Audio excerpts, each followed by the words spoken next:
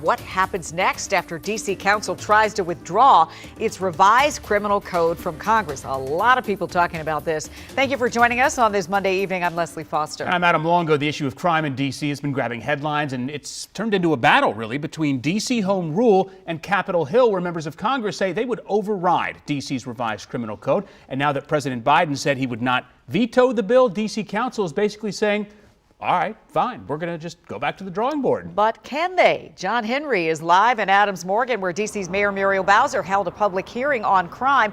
And John, she initially opposed this bill, but what did she say about it today?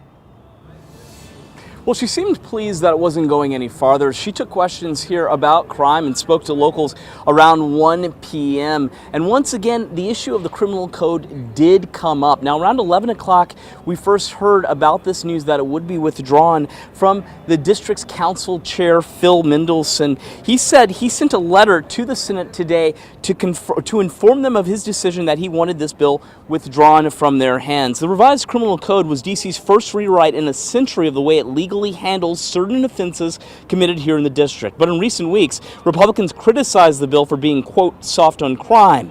That got a lot of traction on cable channels like Fox News, too. Mendelson took issue with that narrative, but said this move gave the council an opportunity to reassess the bill and better discuss to the public what the legislation actually does. The mayor spoke to businesses here in Adams Morgan once again about their crime concerns. She said she did not support the council's revised code and was happy to see it not become law. I believe that there are ways to affix that bill. I advanced my recommendations to the council. I spoke to the council ad nauseum about my objection. The messaging got out of our control, and that the messaging got picked up by Republicans who wanted to make a campaign out of it for next year.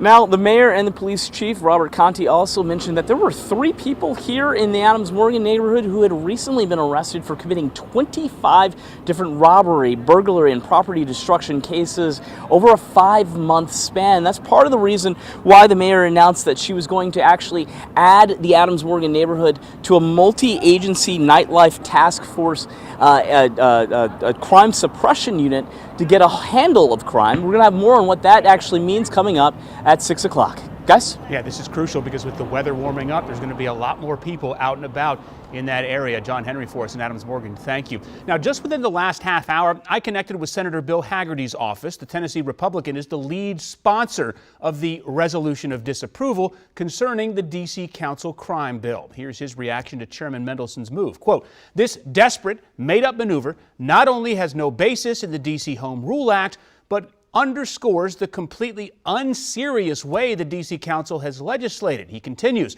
"No matter how hard they try, the Council cannot avoid accountability for passing this disastrous, dangerous D.C. soft-on-crime bill that will make residents and visitors less safe." So it does appear to be an open question as to whether a vote on the measure in the Senate will still happen this Wednesday.